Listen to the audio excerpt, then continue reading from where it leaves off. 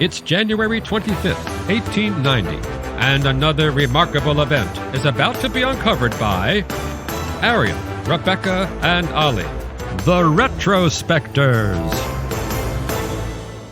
It was today in history in 1890 that the pioneering female journalist Nellie Bly returned from her trip around the world. An idea that had come to her, as she recounted in her memoirs, through simply a dearth of ideas. She was trying to think of something to present to her editor as her next project, and she thought, I need a vacation, why not take a trip around the world? If I could do it as quickly as Phileas Fogg did, I should go. That's exactly how I became a technology critic. There was a brief spell where I did gadget reviews, and one day I was in the bath, I was like, I want some free iPods. I'll be a technology critic. Yeah. She just wanted a holiday. So journalism hasn't changed. Yeah, I mean, you can totally understand how, given Nellie Bly, who was born Elizabeth Jane Cochrane, who is best known today for having spent 10 days in a, inverted commas, madhouse, which was an early example of investigative journalism, just fancied the idea that actually it might be more fun to, not sort of stick herself in a mental health institution, but actually go around the world meeting people and, eating exotic food. So this was the day she came back, and it was back to New Jersey, New York being the starting point of this round-the-world trip, which in itself was pretty savvy PR because the newspaper she was writing it for was called The World and was based in New York. So you've kind of got it all there. And she was welcomed with 10 celebratory gunshots from Battery Park and another 10 from Fort Greene Park. But there was no doubt really that she was going to make it at this point because the last bit of the journey was just across the USA, obviously. So there'd been kind of 2 weeks when she was in the Pacific where the newspaper editors had completely lost her and thought, oh my God, have we just lost our journalist? But then she arrived at San Francisco, and so the last bit of the journey was the newspaper chartered a single-car train to speed her across the country, and people came out cheering and waving. Yeah, but for some reason, the chartered train, it was chartered by the publisher of the paper, Joseph Pulitzer, Pulitzer. What, the one from Disney's Newsies? That's the one. He wasn't all bad. This private train was called the Nellie Bly Express, and it whisked her from San Francisco to Chicago in then record-breaking time of 69 hours. But then she had to get on a normal train, so it must have been a real step down. She writes about it in her memoir. She said, it felt very slow to have to get onto a normal passenger train. I'm like, they could have really taken her all the way to New York, frankly, at that point. It would have been quite nice. Well, the previous bit she described as one maze of happy greetings, happy wishes, congratulating telegrams, fruit, flowers, loud cheers, wild hurrahs, rapid handshaking, and a beautiful car filled with fragrant flowers attached to a swift engine. You're like, that actually does sound intensely pleasant, but it's funny that fruit gets a mention in that lineup. But maybe she was just feeling deprived of home comforts, and at this stage, 72 days later, as you say, she was just quite happy to be back on home soil. But actually also, and I know it's unfair to typify a journalist by one random quote, but actually, just that thing you just read out there, it said flowers twice, didn't it? It did, actually. So she lists things, repetition. Telegrams, fruit, flowers, and then she says, and a beautiful car filled with fragrant flowers, All was it? good journalists need a sub-edit. That's the simple truth of it. It's interesting, isn't it? Because that's the point, isn't it? She's not an amazing writer. You read her memoirs now, they're actually very easy to read, they're accessible, but she doesn't have great description. She's not someone you would send around the world to colour in international details. What she is like a stunt, basically, right? Because her career started in Pittsburgh, where she was tasked with writing only for the women's pages. Her thing was like, okay, well, if you're going to get me to write about knitting and book groups, then I will just go and do some absolutely mad shit. and then you'll have to let me publish something interesting. But the writing doesn't quite justify it. It's always the idea is better than the writing, isn't it? I mean, part of what they were commissioning, I think, was a stunt that her editors imagined was simply impossible. One of her editors said, no one but a man can do this. And so partly they'd sent out this so-called stunt girl, or girl reporter as they referred to them at the time, as a way of proving to themselves that A, the mission itself is impossible, but B, it's particularly impossible for a woman to do it. And at the same time, they'd also created a kind of headline-generating competition, which was that she, unbeknownst to herself, Bly, was actually racing against another reporter who had set off at roughly the same time. Yeah, this is, I think, just completely... I mean, I'm still angry for Nellie Bly that this happened. Because this was her idea the year before her publisher had been saying, yeah, no, sorry, love, only a man can do that. There's no way we're going to put you in that kind of level of harm. And then when they decide to go for it and prep her and she's ready to go, on that day, the rival newspaper in New York, Randolph Hearst's The Cosmopolitan. It's that Cosmopolitan that one, as well. Yeah. Sex tips and travel tips. They thought, well, we could probably beat that, because they looked at the itinerary that was published on the front page of The World, and they were like, okay, she's going east.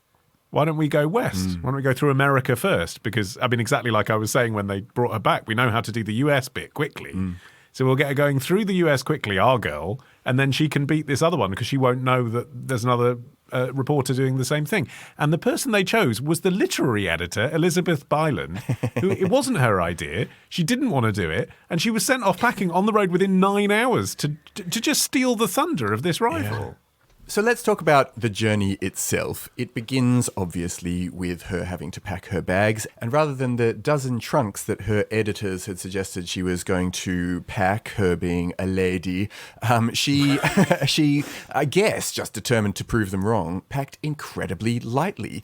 And so in her bag, she had just one piece of luggage, and it would have, it was small enough that it would have complied with today's airline carry-on regulations. She had a few changes of underwear, some toiletries, writing implements, a dressing gown, a tennis blazer, a flask, a cup, All the essentials. 2 caps, 3 veils. You never know when you're going to need a veil, and, a few in quick succession, I presume. A pair of slippers. I like that as a sort of a fellow journalist. Needles and thread. Good idea. And some handkerchiefs. One thing she didn't take was a gun. And she said that she didn't take a revolver because the world's greeting me as I greeted it, presumably being like, I don't want to bring on kind of violence wherever I go. I mean, another thing she definitely didn't have with her was a man. Partly because she'd had the experience of being a foreign correspondent. Earlier on, she'd spent 5 months in Mexico, sleeping on mattresses on the floor, etc. She wrote in the Pittsburgh Dispatch, a free American girl can accommodate herself to circumstances without the aid of a man. So all of that's pretty kind of inspirational, but of course didn't stop her attracting the attention of men who thought that what she exactly needed was them. So she had an offer of marriage on one of the boats, and also another ship's captain was romantically interested in her and insisted that she was looking for a partner. Did you read that bit in the memoir? Because that bit was really weird, because a lot of it's obviously a very whirlwind tour around the world, so you get really sort of short accounts of her doing like exotic things, like she goes to a leper colony in China, she visits a Hindu temple, she buys a monkey in Singapore, blah blah blah blah blah. But also this weird bit where she attracts this stalker on board the boat who kind of approaches her and starts saying that he's in love with her, and then he talks about like throwing them both overboard, and eventually he's sort of accosted and taken away by other people. That bit was really weird, because it did make you think, this is kind of the other side of it. Do you know what I mean? Is that she was this lone, unaccompanied woman in a time when that was quite unusual to be traveling without an escort, a brother or a husband or something. So there was that aim to it. You don't really see it that much in the text because she was so plucky and very, very self-confident. Yeah. So the way that she actually finds out that she is in a race is remarkable in itself. So when she arrived in Hong Kong on Christmas Day, she reported to the office of the Oriental and Occidental Steamship Company, and there the man in the office told her that she was going to lose the race. And she said, "What do you mean? I don't understand. Lose it." And he said, "Aren't you having a race around the world?" And she said, "Yes, quite right. I'm running a race with Time." And he replied, "Time? I don't think that's her name."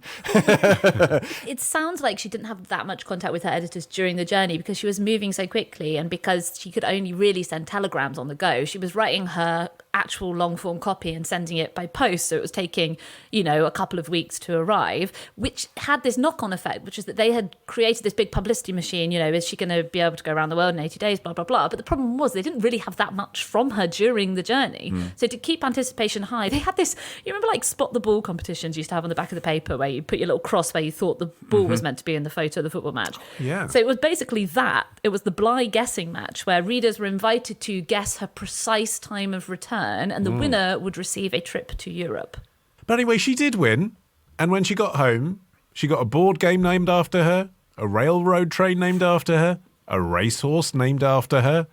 And then, despite all this pioneering journalism, she sort of retired. After a few more missions, she retired and married a millionaire who was 70 years old. She died of a heart attack on January the 27th, 1922, but her grave had no headstone until 1978. Right. So considering she's such an inspirational figure to a lot of particularly young female journalists, extraordinary, isn't it? That no one even knew she was there. It was one final gag from her editors going, "Where do you think her grave is?" Tomorrow. It was Britain's biggest exodus since the Pilgrim Fathers sailed 300 years ago. Ditch the ads and get a Sunday episode when you join Club Retrospectors. Subscribe now on Apple Podcasts, part of the Acast Creator Network.